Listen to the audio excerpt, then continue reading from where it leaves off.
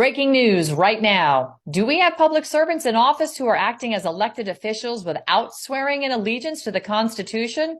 A writ of quo warranto has been filed in the U.S. Attorney's Office in Washington, D.C., stating that numerous oaths of office cannot be found on file for many of our federal public officials, including Vice President Kamala Harris and Secretary of Defense Lloyd Austin.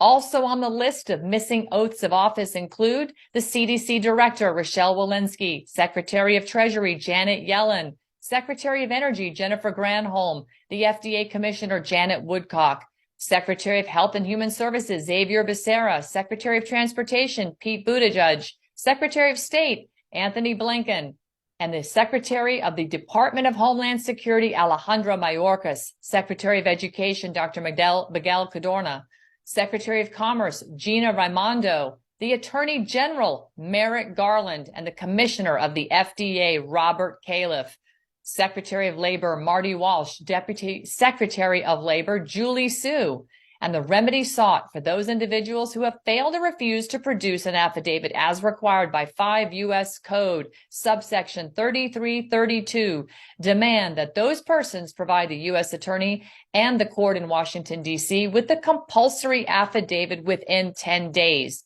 For those individuals who do not produce the affidavit within the 10 days and who have admitted that they do not possess the requisite affidavit, and those who have produced defective affidavits, they must immediately terminate their appointments or positions, render all official acts, bills, laws, regulations, or any official actions whatsoever, including the appointment of any subordinates, void ab initio, as well as replace and restore all proper and former office holders until competent replacements can be lawfully appointed. In order to be effective as the sworn declaration, it must either be sworn before a notary public or sworn under penalty of perjury per 18 U.S. Code subsection 1746. Once again, the issue before the U.S. Attorney is straightforward. Petitioner has sought the required affidavits prescribed in 5 U.S. Code subsection 3332 from all appointees referenced via the Freedom of Information Act, and this request and not one of the aforementioned appointees have produced a compliant affidavit consistent with applicable statutes. Either the affidavits are non-existent, wanting, defective, or the appointee has failed or refuses to provide the mandated affidavit to hold their respective offices.